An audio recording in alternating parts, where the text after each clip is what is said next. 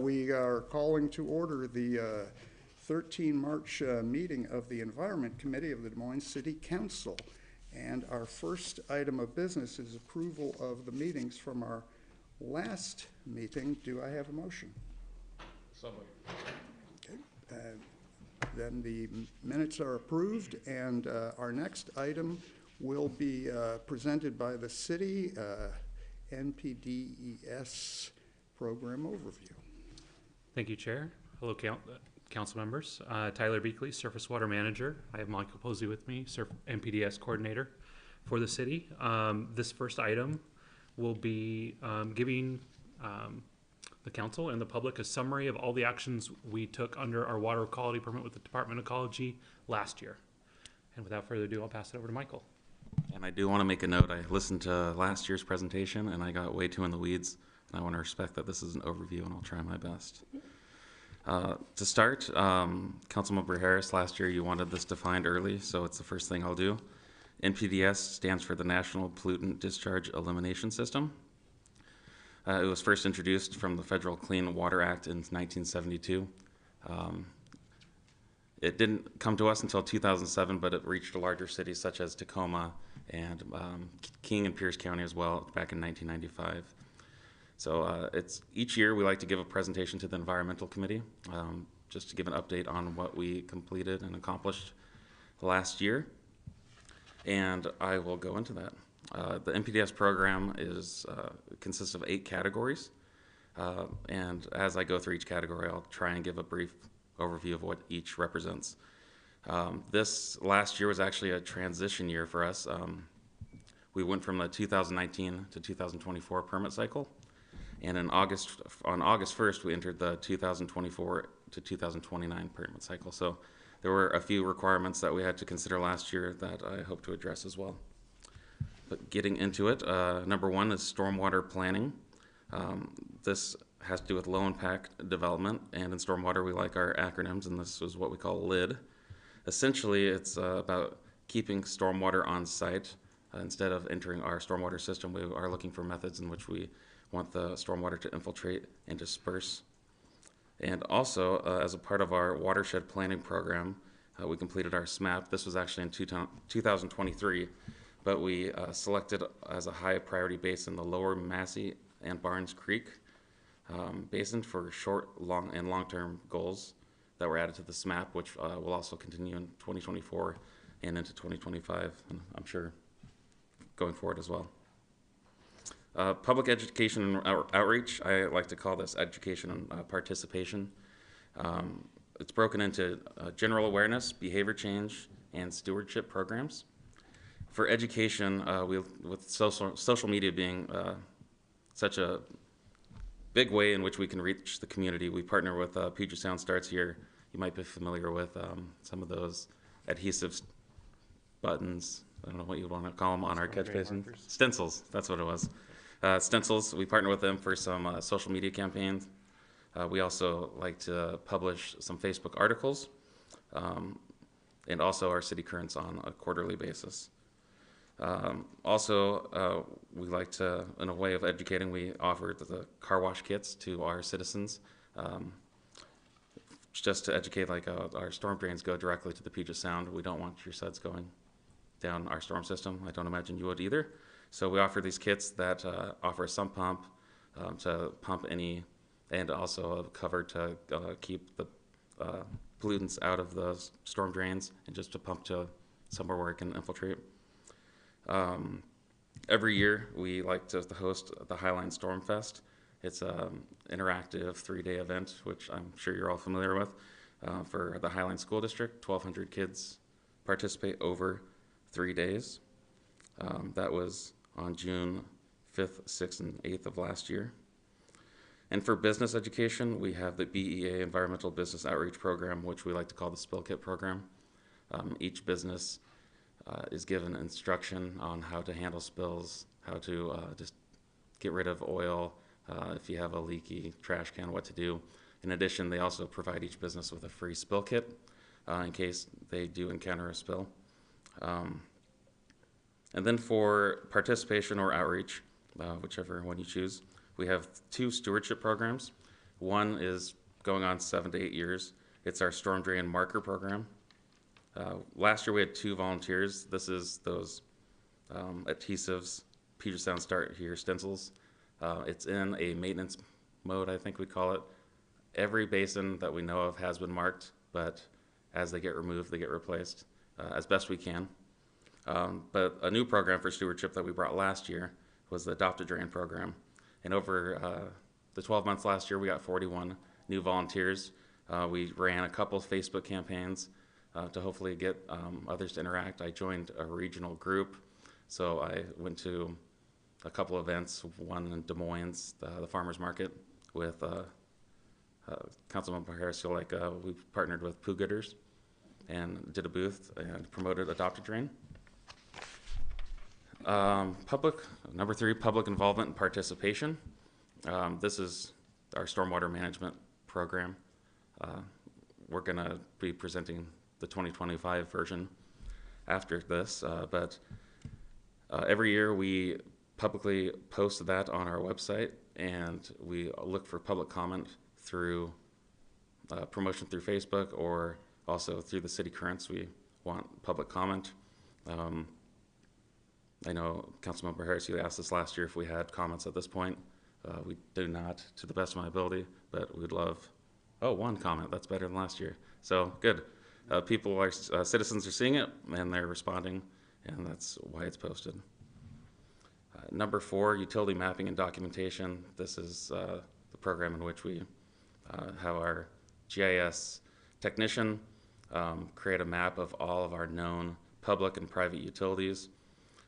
We just hired an individual last August, and he's been doing a great job of mapping ongoing and new developments. There's a lot of ongoing investigations from our Public Works Department, and he maps updates accordingly. And every year we like to get a better idea of our outfalls that go to the Puget Sound, and we all went out and checked material types last year.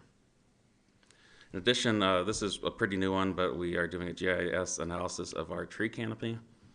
Trees are a new, I guess you'll call it a new stormwater feature to the NPDES permit. Instead of viewing them as trees, we're viewing them as stormwater trees, and specifically tree canopies and clusters that have benefits to water quality. So we're working with a consultant to have that mapped, and we're going to utilize that probably for our SMAP, and then the community can also go on there and see our tree canopy as well. We have a program for illicit discharge detection and elimination, commonly called IDDE.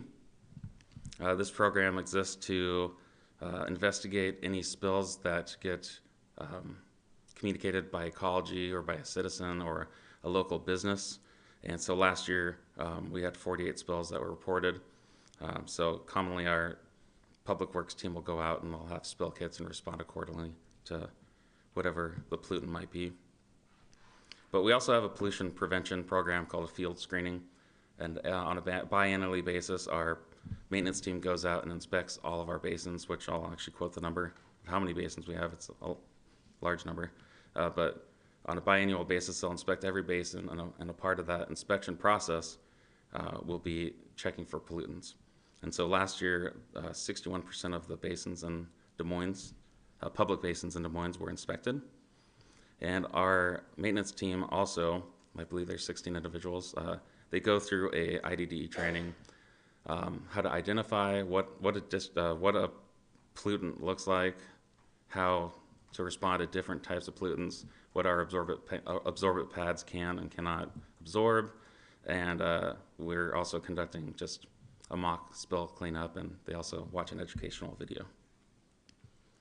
6, we have controlling runoff from construction sites.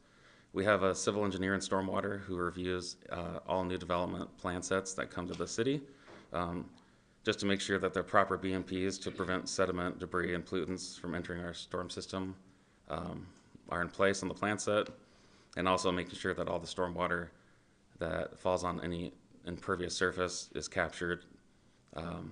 That could be driveways, rooftops, anywhere where soil can't soak into the ground. And so our civil engineer reviewed 97 projects in 2024. And of those active job sites, which I don't have the actual number here, but our surface water inspector inspected 111 sites. He conducted 111 inspections last year, and those are specifically erosion control inspections, making sure that stormwater is staying on the site. So that doesn't include actual installation of the drainage itself. And of those inspections, there were 45 enforcement items. This could have been water leaving the site. It could have been just a silt fence that was damaged. Anything that might lead to water quality issues. So he was actively on all these sites and was actively enforcing the contractors to make sure that the site was compliant. Next, and probably our largest component of the permit, is operations and maintenance. We have a surface water team, a maintenance team of 6 individuals, and they're responsible for inspecting and maintaining all the public assets in our city. And so some of those numbers are as follows. We have 235 total facilities, and the visible ones you can see are like the ponds. The ones under the ground are like vaults and other water quality features.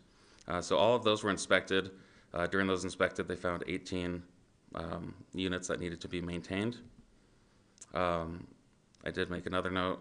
Councilmember Harris, last year you wanted to know what the truck was called that we use.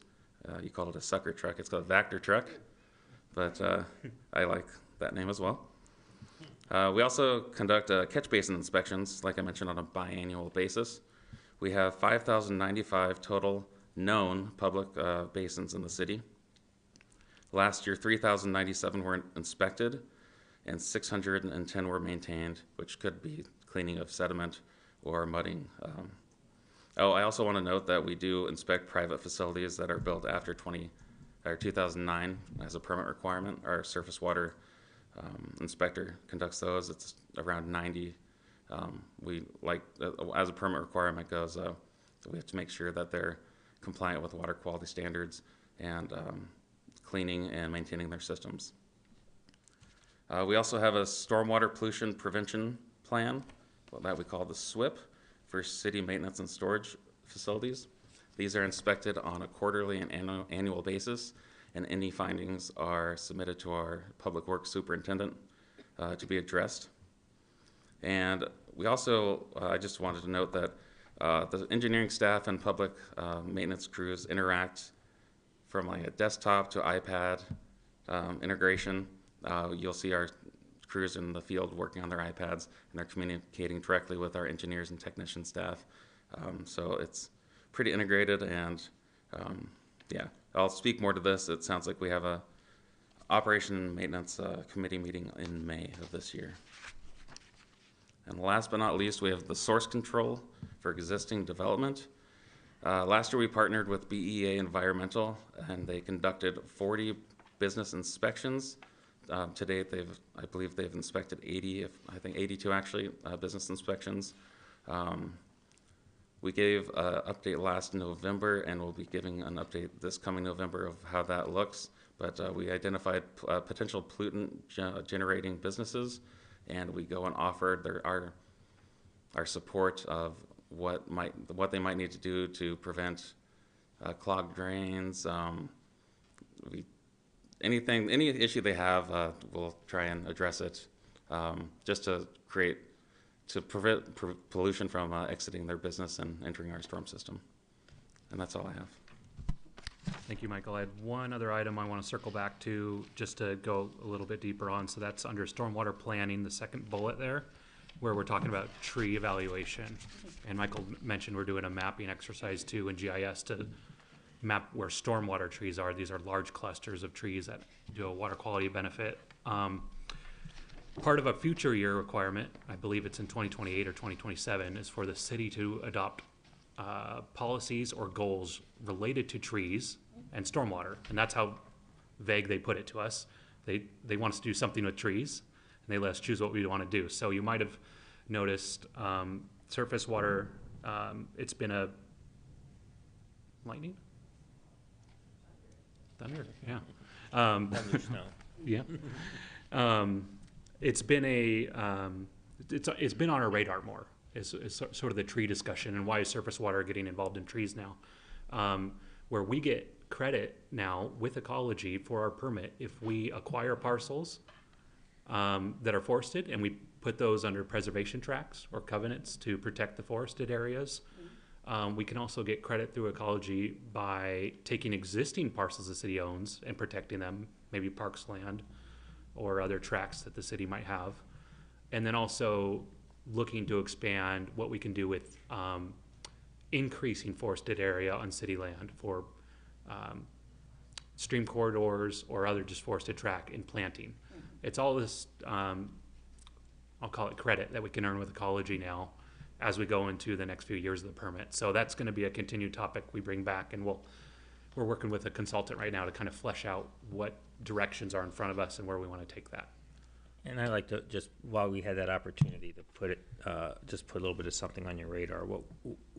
What we did when this came out, because the phase 1 cities were ahead of the phase 2 cities in Tacoma, we were the first municipality, I think, in the country to do this, was as we moved vacant parcels, critical area parcels, steep. I mean, if you go to Commencement Bay, all the steep parcels around the bay and all that stuff, we moved those parcels into the stormwater utility.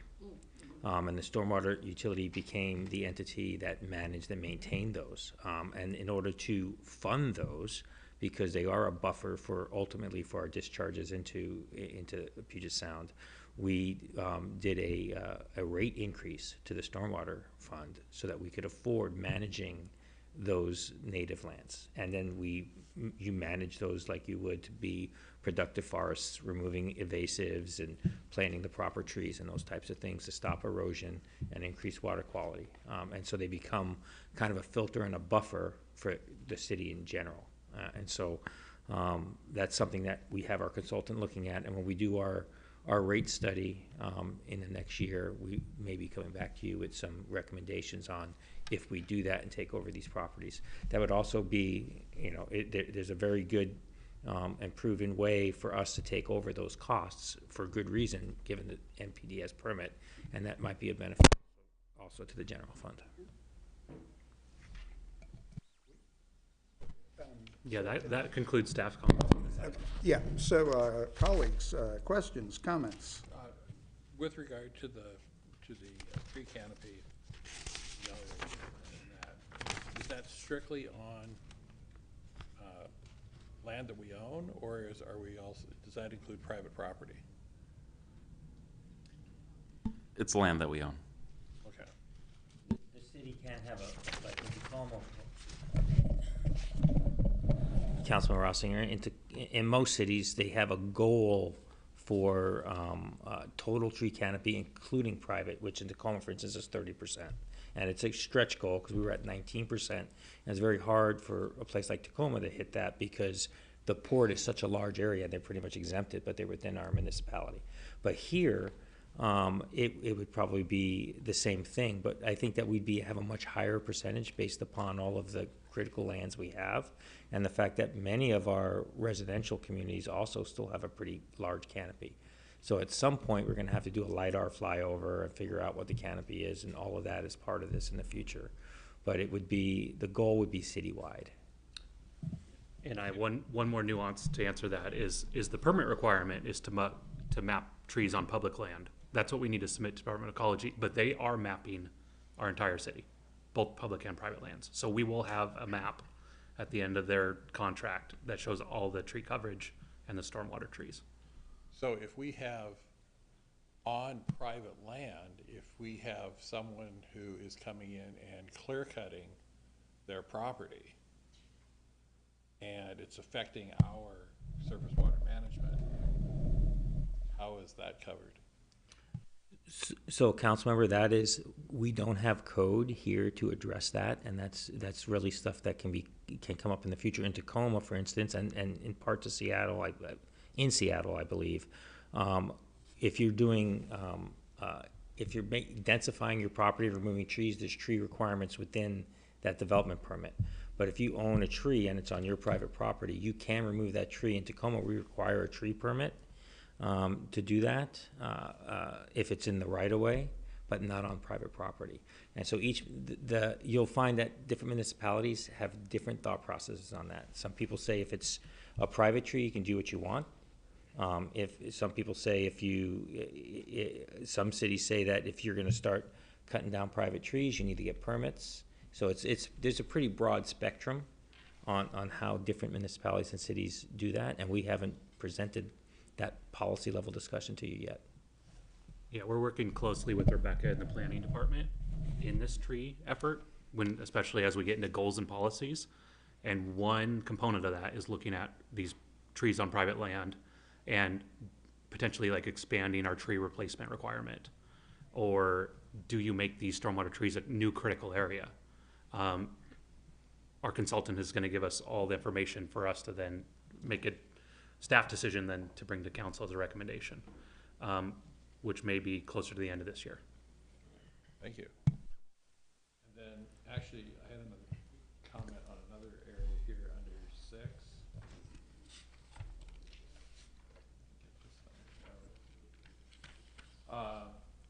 Okay, controlling runoff from construction sites, and we inspected 111, and then there were 45 actions, enforcement actions having to be taken. That's 40%. Are we doing anything to encourage the contractors to be more careful with what they're doing, or? One note I'll say about the 111 inspections is our previous stormwater inspector would drive by a site and commonly would stop if he saw an issue. So the other 55 inspections or 65 inspections that didn't have an enforcement action was probably him just making sure a site was compliant. So he was looking for red flags, so that 45 is not as big of a surprise with the number of inspections he had. So he's driving around looking for issues, and so when you're doing 111 stops and seeing issues, I'm actually kind of surprised the number's not larger. Okay, but what I'm saying is that we are finding, what are we doing to increase compliance on the part of the developers? Yeah, so a few things we do in that regard is one, we try to catch the contractors as early as we can in the construction process to put out expectations in like a pre-construction meeting. So we want to outline, here's your erosion control plan, here's what you need to follow, we're going to make surprise drop-ins to make sure you're complying. But any little comment gets marked as enforcement action, even how minor. So all that to say is I think our construction sites are doing a pretty good job, and these might just be a simple repair of a BMP that hasn't failed all the way. So like a silt fence that's maybe starting to fall over, that would go in as enforcement action for them to repair it, take it back up. Or let's sweep up your driveway. There's some dirt on it before it rains next. That would also be an enforcement action. We probably have a handful, like 2 to 5, that are kind of egregious washout of a site. So some of these could be very minor. Exactly. Yeah.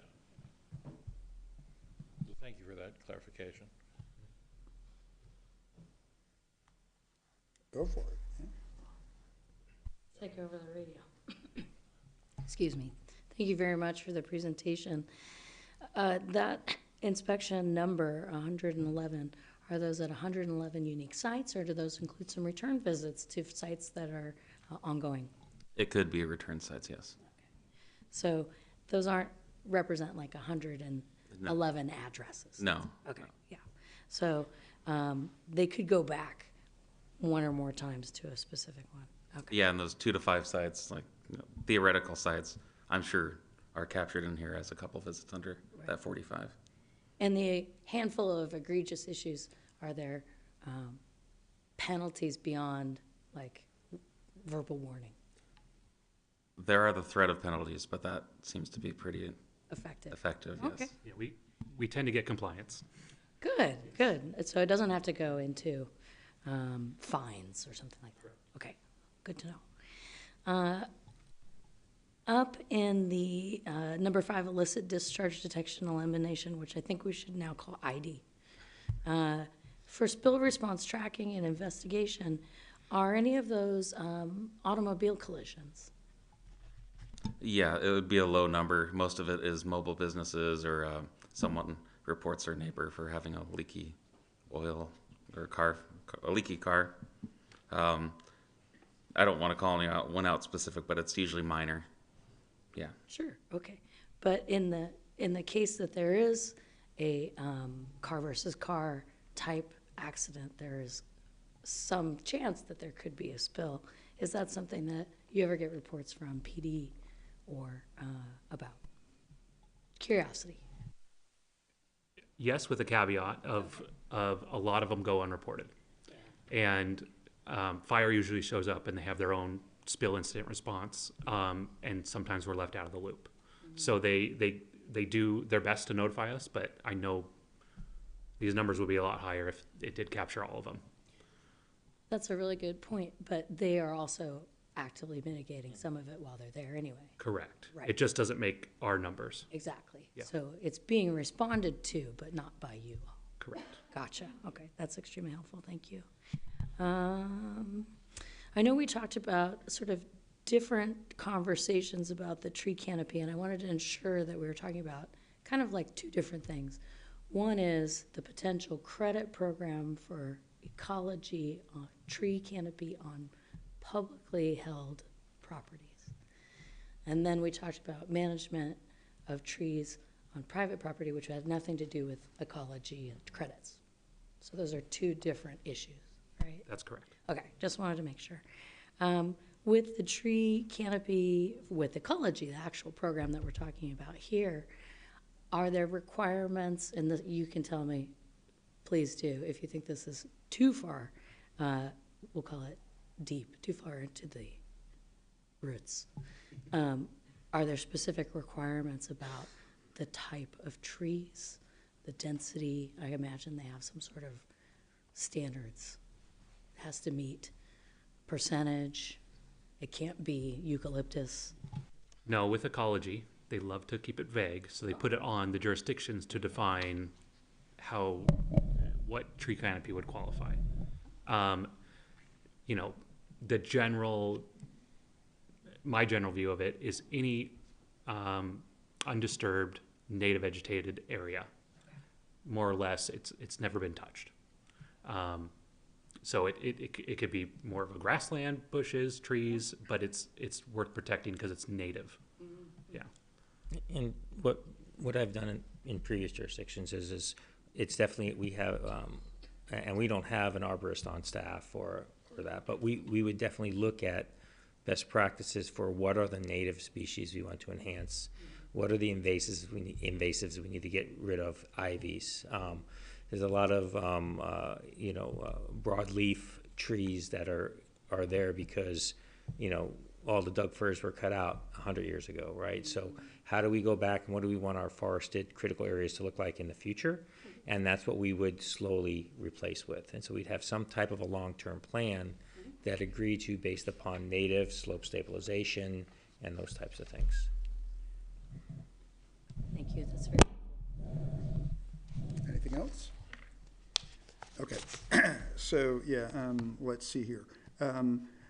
Are we going to talk to you before the comp plan is finalized, or is anything, is any of this discussion regarding, tree canopy and so forth, going to happen before that goes to the full council?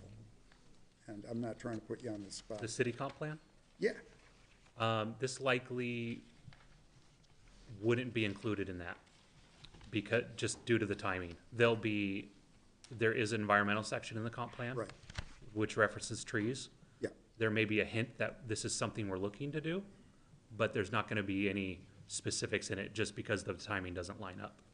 Is your GIS analysis, this is a new thing, or is it based on like what Forterra did in 2017, or is the? No, this is a new thing. Councilmember Grace Matsui raises an to me, an important point. The port is always going on about the quality of tree canopy, and they have this land stewardship thing, and you know, the requirements may be vague, but I'm just wondering if there's a way to quantify, like, the benefit in terms of drainage or filtration or something. In other words, how do you can have grasslands, you can have all kinds of things that are worthy, but some may have more mechanical benefits than others. Maybe that's the wrong term. Yeah, there is a way, and it's something our consultant's looking at. I just don't have an answer on how we're No, I'm just, defining that yet. I just don't want it to be the kind of thing where it's like, you know, these are lovely. It's just, they do have an arborist, and he's always talking about, you know, the quality of what machinery planting certain things provide. And I think we will get there. and the other thing, I'm just being sort of rhetorical here, is that I strongly favor having professionals do this kind of thing. So this is very exciting to me, because they also emphasize that you can have, you know, volunteers do tree plantings and so forth, but people who actually know what they're doing on this stuff can just really cover a lot more ground. And so when we, yeah, in my defense, I was a mechanic, and they called it a sucker truck. And there are different brands, right? Vector is just like a Ford. Okay, so anyway, when I was just struck by, we have so many catch basins, so that's like 8, 9 a day, and you guys cover a lot of ground. But the guy who does whoever does the inspections, is it an optical thing? Do they test for pollutants, or is it simply, you know, you drive by and you notice something, or is there any kind of, you know? Yeah, we utilize a software called CityWorks, and so we have a built-in template. Is it through the Surface Water Handbook? I mean, It's King County Handbook? Okay. Maintenance manual. Maintenance manual. Okay, so it's yeah, through the King County Maintenance Manual, and so they'll go. They're required to pull the lid. They need to probe for sediment, make sure it's not too full of sediment. They'll check for cracking. I mean, I'm not going to go through the whole list, but they have a list of items they'll go through when they pull the lid, and they know what to look for. Okay, But the short answer is we do not do chemical testing. that's what I'm kind of just driving at. So I'm not saying, you know, I'm just curious. And the last thing I got, which is sort of like along the lines of the microphones, it would be since you have such a good memory, if I can get nothing else done, I hope that a spill response link will be prominent on the city's webpage in the near future. That's not your department, but yeah, okay, so that's basically all I got. Thank you. Anything else before we go on? Okay, then I guess our next item is the 2025 Stormwater Management Program Plan. Take it away. All right, I'll introduce this one as well. So this is, what we just did was our look back at last year, 2024. This is essentially a document Ecology requires each jurisdiction to fill out, and it's a forward-looking document of what planned actions we have on the same requirements we just went through, but for next year, and what changes we might be encountering, what's new coming, or tweaks we're making to existing programs. And Mike will share that one as well. Yeah, and so, not to keep quoting last year, but last year Tyler called this a living document, and I like that. We're always looking for comments. Comments don't expire or anything at the deadline of March 31st. Please keep reaching out. The document is 22 pages. I just wanted to highlight a couple that are new to this year. Stormfest is not new, but we have new dates. We're going to do it once again, June 10th through the 12th. That's going to be at the beach park in person. And we're hoping to host another 1,200 kids. And we also will be providing an update in July. And that's something we like to do every year. We brought the Adopted Journeyman program to Des Moines in 2024. We're looking to expand that. Hamlin University, who puts I guess they host the program. They contacted me with a K through 12 class curriculum. It has a charge, but I think it is a worthwhile charge. And so we're going to look into that. I actually got the invoice today that I'll need to get approval for, hopefully Monday. So in illicit discharge detection and elimination, you've heard the word CityWorks a lot. That's the software we utilize. We'll be switching to an updated version called Respond. I'm already very happy with the way we document everything in stormwater, but this should, if only, improve things. Let's see here. LID, the low impact development, will continue on. We'll just be looking for more ways to improve the guidance through permitting. Another big one we have is our source control program. Our director was so kind to hire a new face in stormwater, and so we are going to bring source control in-house and conducting these inspections ourselves.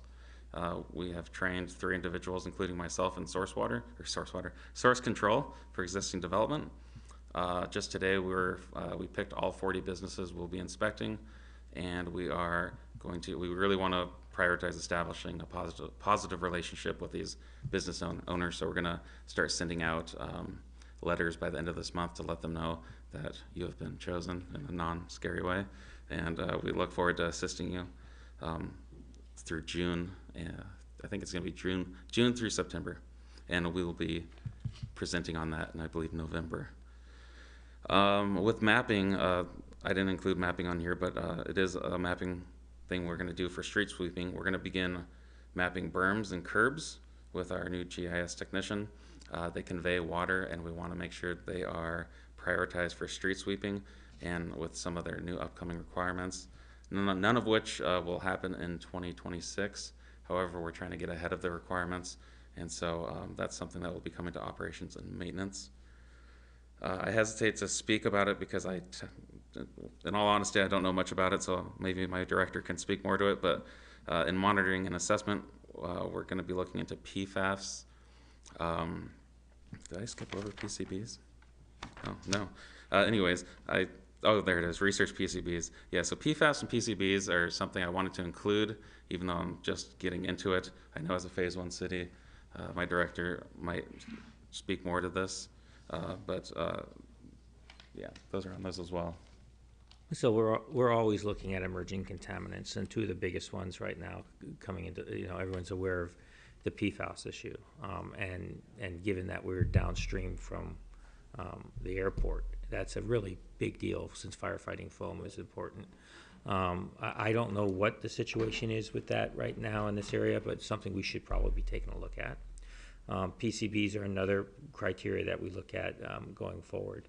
And so how we go about testing for those or looking for those in different sediment samples and things is going to be important going forward in the future, and we have not been actively doing those at this time. And so we may be looking to ecology for some direction on how to do that. I know PFAS in particular, not just from a stormwater runoff piece, but when it gets into drinking water, that's really the big driver for that. So the ecology right now is focused more on wells and drinking water that comes from wells that may be contaminated with PFAS because it's direct ingestion. But it is also pretty hazardous to communities and wildlife downstream. So we'll be taking a look at some of that. I will note for PFAS, a little silver lining thing. I have found out that we do not use PFAS in Des Moines. I'm still trying to find out what kind of storage we have. Ecology is running a plan right now where they're working to dispose of PFAS. So I'm working with South King Fire, which is the fire department, I guess, that serves King County, to see what supplies we have and can we dispose of them for you. So that is coming in future years, but that I did want to include those since those are some acronyms we're going to be seeing more of going forward. Then implementation and reporting, similar to most years, but worth putting in here. We're going to be submitting a SWIMP again. We're just asked that we need to track our costs and document implementation more than we have been required to in the past. And that's all I have. Colleagues, questions, comments? Take it away. Okay, Tyler, you know this one's coming. On Stormfest, it says we're hosting it. Is it our program or is it the Highland School District's program? We're one participating member of a committee. So it is Berrien, SeaTac, Des Moines, Normandy Park, King County. That's who's hosting it. Okay. And we've got approximately 550 kids in the Federal School District that are in our city. Yep. And is there any way that we can get them access? Not to Stormfest. I believe Michael has had those conversations to the committee each year to see about expanding it. What he did mention is the expanding the Adopt-A-Drain program and getting inside schools. That would be my intent, would be to have this program serve Woodmont Elementary, specifically and solely, because the other schools are already getting the benefit.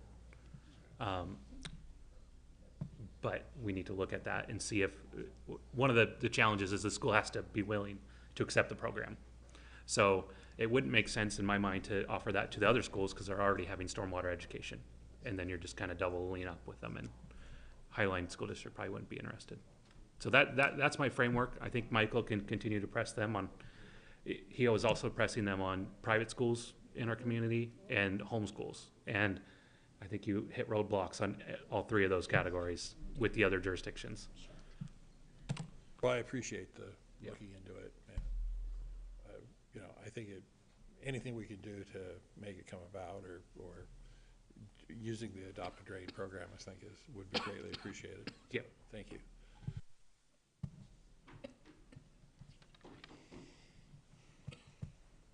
Councilmember Grace Matsui, anything? Nothing. Okay, let's see, a couple of things. So it pleases me endlessly, to no end, however that goes. Yeah, you'll often hear me ask about the chemical tests and so on, and also how much they cost.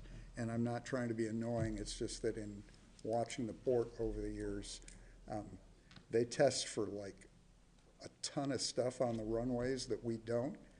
And so before I go all hair on fire here, I always am mindful that some of these tests cost like thousands of dollars, okay? So I can't just say like the Star Trek tricorder and just, but I do want to know what we're checking, and speaking on behalf of old people everywhere, the number of things we thought were perfectly harmless when I was 30, I'm sorry. Yeah. Councilmember, it's more than just the cost of the test. Yeah. It's also chain of custody, To do and all the documentation. Once Yeah. you take the sample, how do you Yeah. manage it? How do you lock it? How do Yeah. you, Yeah. So it's a very complex. I feel you. It's just when I feel obligated to ask, but I'm also mindful that I'm not trying to give, like pretend that there are 50 people behind the door that magically will, spring through. Yeah, along the lines of, like my other dreams for the future, I hear from members of the community routinely if there was a way we could have sort of a map and some vague idea of when the sweeper guy was going to show up. That would be wonderful at some point, because they never know and they would like to know. Michael alluded to it, but in, Yeah. I believe 2027 or 2028, there's an ecology requirement hitting for street sweeping. Before, we've just been doing it on our own Yeah, because it's a good thing to do. yeah, Now they're mandating it. We likely already meet that. We might need to tweak it, but that is going to be the opportunity to enhance the program and open it up and relook at our existing street sweeping contract and maybe do a map and all that. it's just that the machine shows up like when people aren't expecting it. I think it's going to be more predictable because we need to track it better to now report out to ecology. Okay. So kind of self-fulfilling. Yeah, no, right no, that's really good. And, oh yeah, I often hear, like, why do we have plastic markers versus stencils? Is that ever, for the Adopt-A-Drain thing? I'm just it doesn't have to be now, we're running short on time, It's but easier for the volunteers to just, to do a placard with adhesive than the stencil and spray paint. how Or long does the adhesive generally last? Do they have? we have some that are still in place from 11 years in. They might be a little scratched up and dirty, but they're still stuck. Yeah. I'm just, I don't know the exact lifetime they quote on the adhesive, but they're holding up. yeah, no, I'm not, I'm just, okay, Yeah. okay. So, anything else, colleagues? Okay, then, do we have anything else to cover? Okay, I just got one little thing. I have spoken with the city manager, and we are canceling the April Environment Committee meeting. And I'm just going to share something I've said to her, is that I would like a check-in from you guys every month. Just, I don't want this to completely just sort of be taken for granted. And I gave her these reasons. The EC is the only standing committee that has persisted since I've lived here. And I think it's for a couple of reasons. The material is very complicated, and we've heard that it's expanding. The issues persist from year to year. It took me 3 years to understand NPDES, and we have these things like the shoreline master plan, the rates and stuff, and parametrics are great and everything, but when you only deal with things every 6 or 9 years, I'm just concerned about the continuity of the stuff. And also, it's a taxing authority, and relative to our other funds, it's a ton of public money. And I just feel a basic obligation to, every once in a while, maintain some kind of understanding. I understand the material is often dry and repetitious. I'm sorry, but I wish there was a way to include clowns and balloons and make it more, appealing for people, but I just want to keep it on the radar if at all possible. And so with that, I would, boy, do I sound disrespectful, but totally appreciate you guys. And with that, I'll entertain a motion to end this meeting. Okay, and I'll take that as, I hope you're feeling better, Councilmember Grace Matsui. This meeting is adjourned. Thank you. Okay, take a seat.